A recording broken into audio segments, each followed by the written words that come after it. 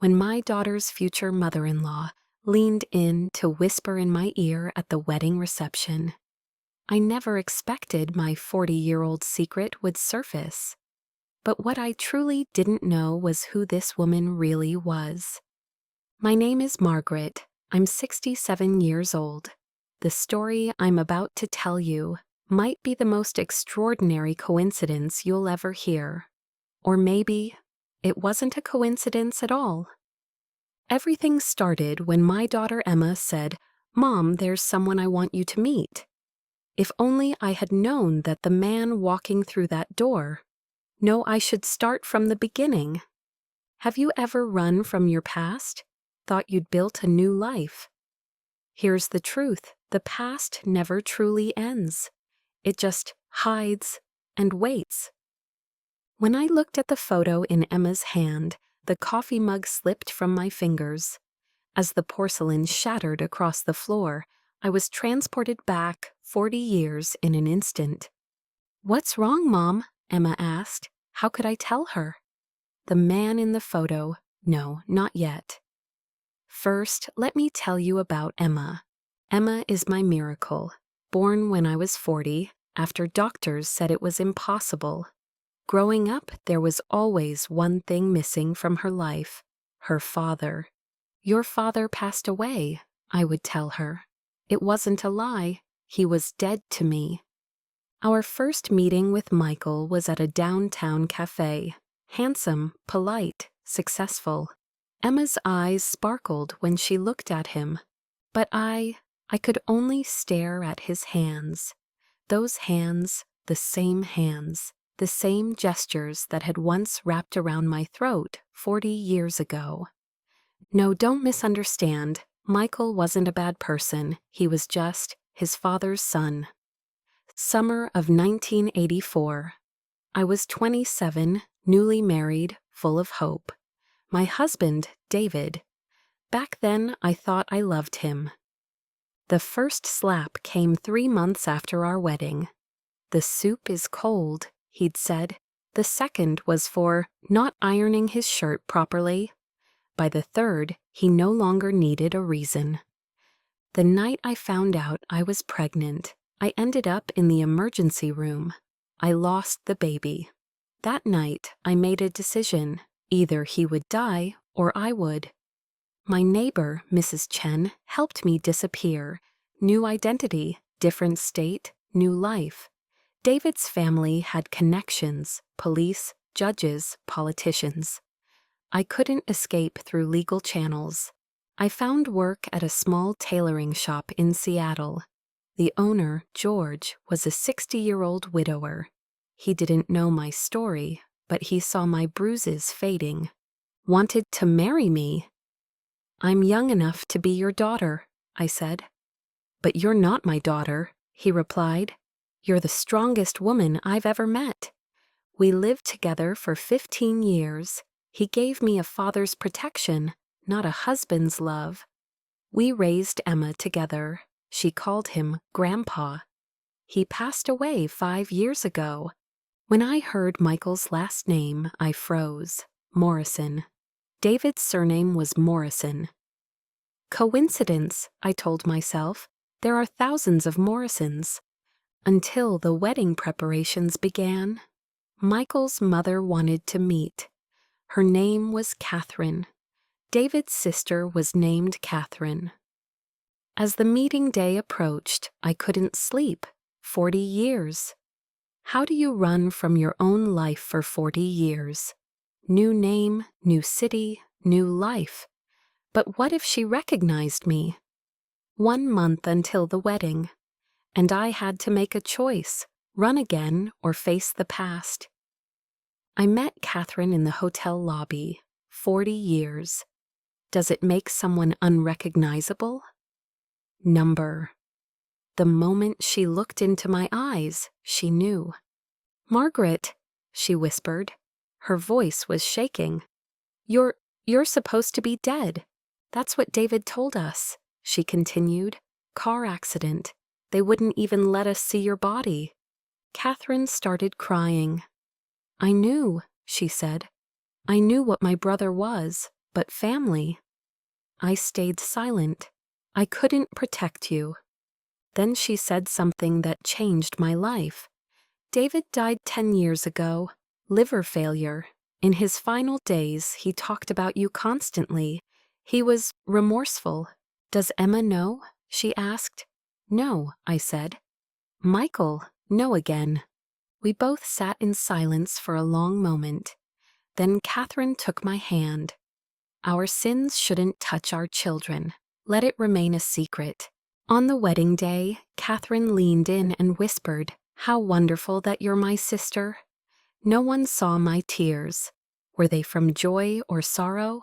I still don't know. I ran for 40 years, but life brought me back to the same point. Maybe some stories never truly end. They just transform. Emma still doesn't know. Neither does Michael. Maybe one day I'll tell them. Or maybe some secrets should go to the grave. What do you think? The morning of Emma's wedding, I stood in front of the mirror, adjusting my mother of the bride dress, a soft lavender creation that Emma had insisted on. My hands trembled slightly as I fastened the pearl necklace George had given me for our 10th anniversary. Downstairs, the caterers were already busy with final preparations. The house buzzed with an energy that should have filled me with joy. Instead, I felt a knot in my stomach that had been growing tighter for months. "Mom, you look beautiful." Emma burst into the room, a vision in white lace and tulle. Her eyes sparkled with the kind of pure happiness I'd spent decades protecting her from losing. She threw her arms around me, careful not to wrinkle either of our dresses. "My baby girl," I whispered, breathing in her familiar vanilla perfume. "I can't believe you're getting married." She pulled back, studying my face. "Mom, are you crying already? Save some tears for the ceremony?" She laughed, but then her expression softened. "Are you okay? You've seemed distant lately." How could I tell her that every wedding preparation, every meeting with Michael's family, every moment that should have been pure joy was tainted with a fear I couldn't shake? That her perfect love story was intersecting with my nightmare in ways she couldn't imagine? "I'm just emotional," I said, forcing a smile. "My only daughter is getting married. I'm allowed to be a little weepy." Emma squeezed my hand. "I love you, Mom. Thank you for everything. For being both mother and father to me. For never giving up, even when things were hard." She paused, her eyes glistening. "I know you never talk about my father, but I want you to know you were enough. You were always enough." The lump in my throat made it impossible to speak. I just nodded, pulling her close again. "The photographer wants family pictures in 20 minutes, Emma said, checking her phone. "Michael's mom should be here any moment. You'll love Catherine, Mom. She's been so welcoming, so different from those stereotypical monster-in-law stories." Catherine. Even after 6 months, the name still sent chills down my spine. The first time I'd seen her was at the engagement party. I'd managed to avoid direct contact, claiming a migraine and leaving early. But I'd watched her from across the room, older, grayer, but unmistakably David's sister. The same sharp cheekbones, the same way of tilting her head when she laughed. I'd spent the entire evening in a state of barely controlled panic, certain that at any moment she'd look my way and recognition would dawn. But it hadn't happened, not then. The doorbell rang, and Emma practically flew out of the room. That must be her. I heard voices downstairs, Emma's excited chatter, Michael's deep tones, and then Catherine. After all these months of careful avoidance, today there would be no escape. Family photos, the ceremony, the reception. Hours of being in the same space, breathing the same air. I descended the stairs slowly, my heart hammering against my ribs. The foyer was crowded with the wedding party, bridesmaids adjusting their dresses, groomsmen joking around. And there, by the door, stood Catherine Morrison. She was talking to Michael, straightening his bow tie with maternal fussiness. He was laughing, trying to bat her hands away. "Mom, it's fine." "Let me fuss," she said. "It's not every day my only son gets married." Then she turned and our eyes met. Time seemed to slow. I watched her face change, polite smile faltering, eyes widening just a fraction. Did she recognize me? After 40 years, after all the changes time had wrought, was there something familiar in my features? "Mrs. Harrison," she said, approaching with an extended hand. "We finally meet properly. Harrison, my assumed name, George's name, the name that had protected me for 4 decades. "Please call me Margaret," I said, taking her hand.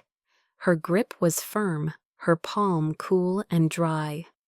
"Margaret," she said my name slowly, as if tasting it. Such a lovely name, classic.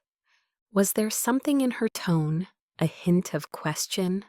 Or was my paranoia painting shadows where none existed?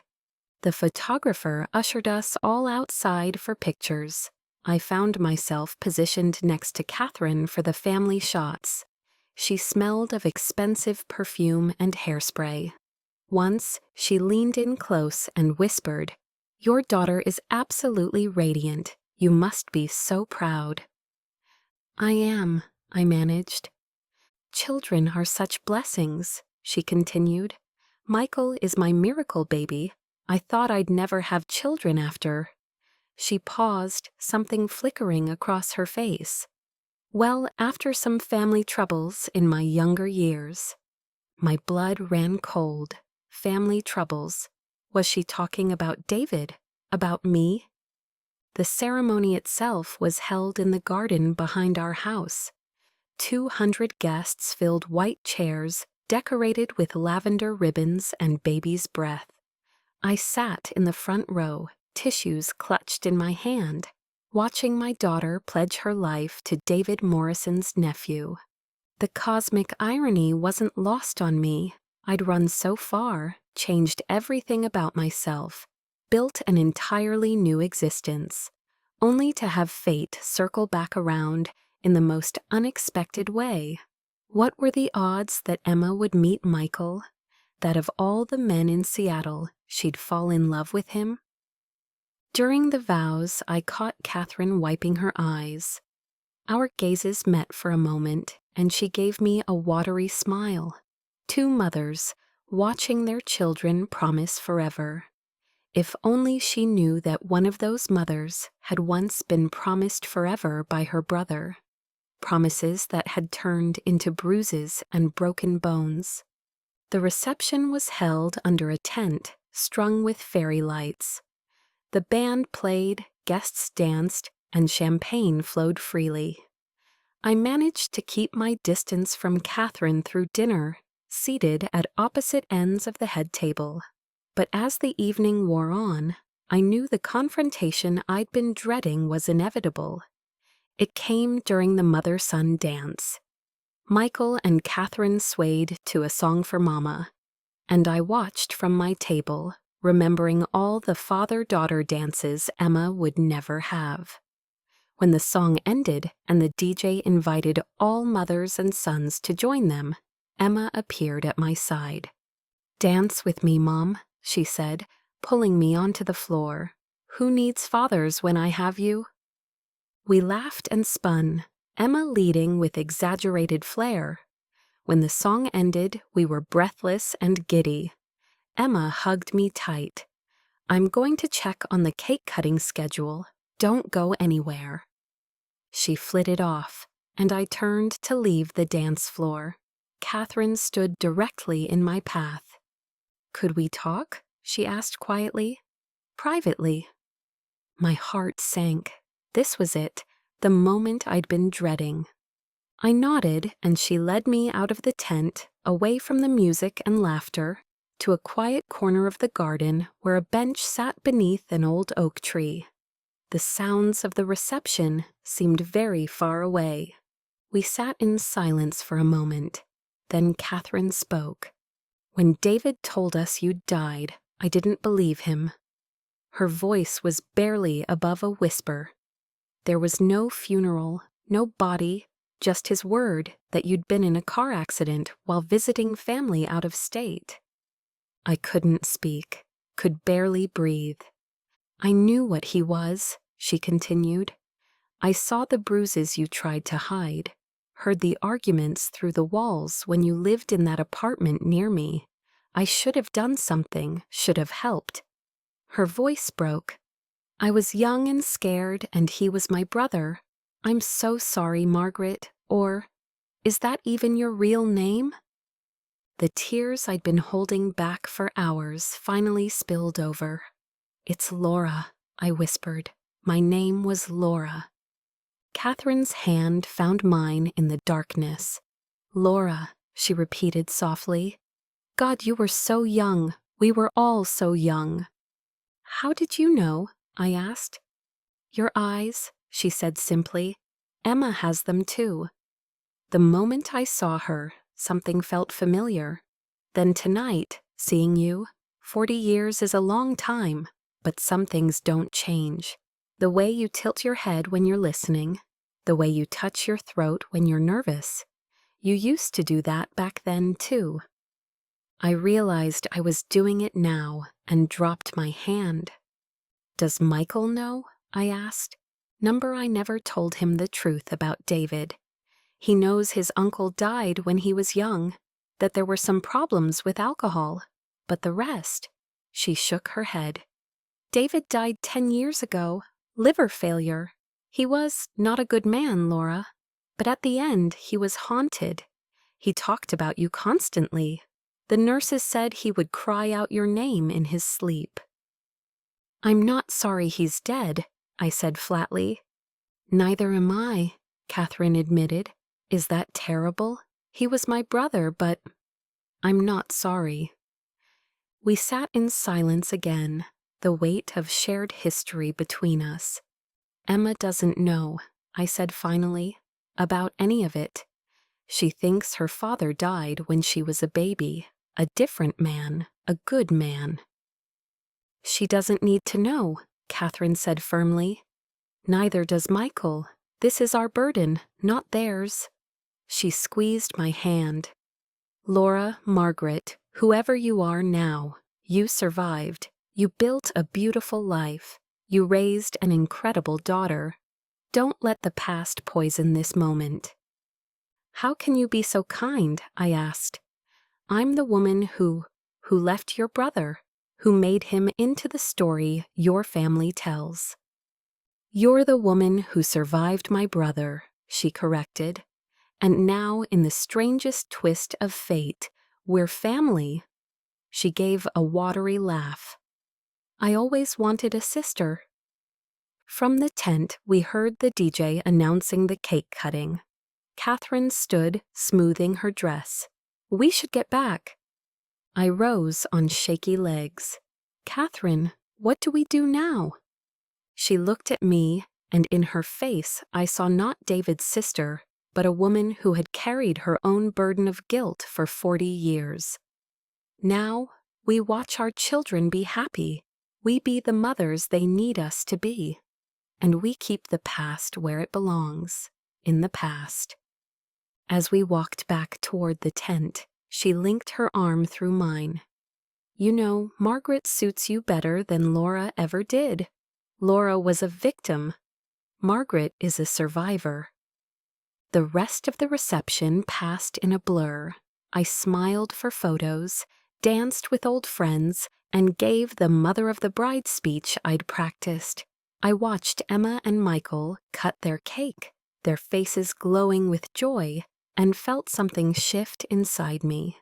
The secret was still there, would always be there, but it no longer felt like a weight crushing me. Catherine and I had found an unexpected peace in shared understanding. Near midnight, as the newlyweds prepared for their grand exit, Emma found me one last time.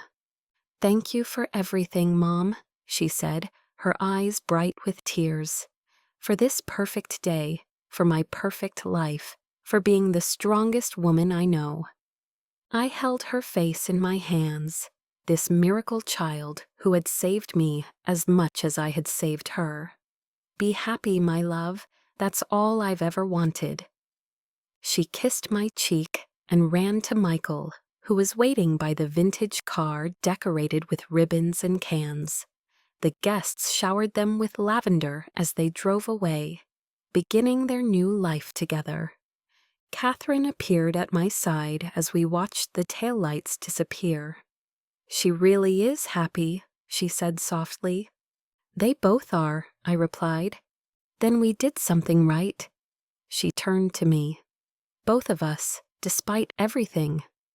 As the guests began to disperse and the vendors started breaking down the tent, I stood in my garden, the garden of the life I'd built from ashes, and felt, for the first time in 40 years, truly free.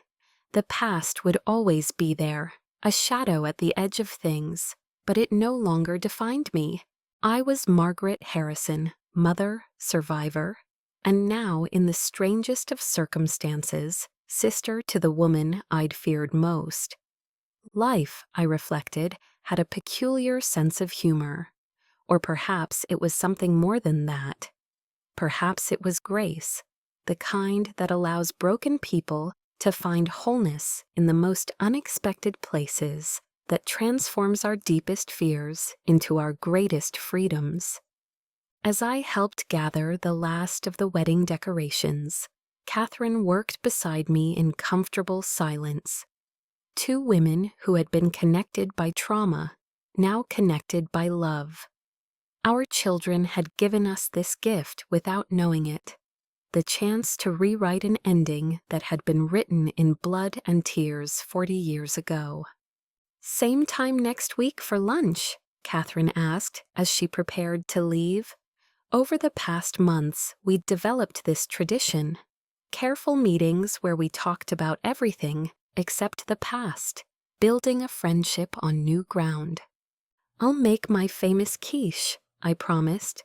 She hugged me goodbye, and I was surprised to find I meant it when I hugged her back. Later, alone in my quiet house, I climbed the stairs to my bedroom. On my dresser sat a photo from the wedding. Emma and Michael surrounded by both families, everyone smiling. I touched the glass gently, tracing the faces. My daughter, her husband, his mother, me. A family born from secrets, held together by love, protected by silence. Some stories, I realized, don't need to be told to be resolved. Some truths are meant to be carried by those strong enough to bear them, so that others can live unburdened in the light. I changed out of my mother of the bride dress and hung it carefully in the closet.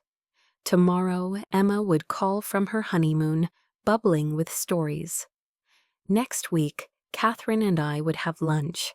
Life would go on, as it always had, as it always must. But tonight, in the darkness of my room, I whispered a name I hadn't spoken in 40 years, Laura. Then I let her go, finally and completely. She had served her purpose, had survived what she needed to survive. But she wasn't needed anymore.